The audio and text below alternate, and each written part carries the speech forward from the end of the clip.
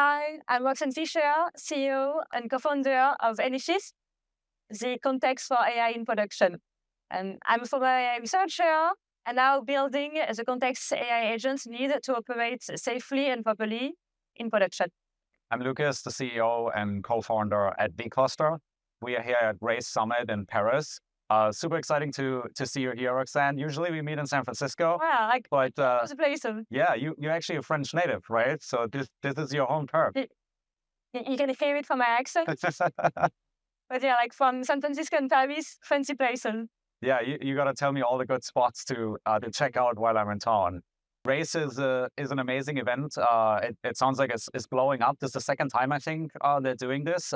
Were you here last year as well? Or is this no, but like it's actually a crazy story. Like the guy who created it had nothing in common with AI, from what I heard, and like out of like not bluff, but like of courage, let's say, he contacted the best people in AI, told them that Race was the best AI summit in Europe. And that's how the summit began, which is an amazing story. I can definitely see that. The Race execution has been amazing. This event's been great. The talks have been great. There's so many people here that really deeply understand the space. Context is very important, not just in these meetings and in the industry, but also for agents. And I think that's the area that you're working in, right? Yeah. So Anyshift, if you want to have the genesis, began as an AI SRE company. So creating and having agents that are going to debug incident for you in production. It's a need, it's a pain, but what we realized is that the data that we built underneath, which is a huge context graph from your production, is even more important, not just to debug incidents, but for your day-to-day software development lifecycle. AI agent now consumes a lot of token. It's extremely expensive and it creates a lot of noise. And so having the right optimized context, the right query, the dependencies between the different nodes in your production environments that are relevant to your specific task is what we tackle today. That's fantastic. And who is using Anyshift today? Is it predominantly AI native companies that are up and coming and growing really fast? Or is it also traditional enterprises who need you? Actually, it's pretty much traditional enterprises. Interesting. Yeah, because what we see is that those enterprises have dozens of siloed environments of different data. Teams that have gone for mergers, you have like some leftovers, people that left the company to build knowledge. And having this unified data layer for engineering teams that you can query safely and in an optimized way for those dozen of tools is not easy. And those teams are particularly interested to have this layer, clean layer of data that they can use for their agents. That's fantastic. Agents obviously communicate a lot with, for example, inference endpoints, right?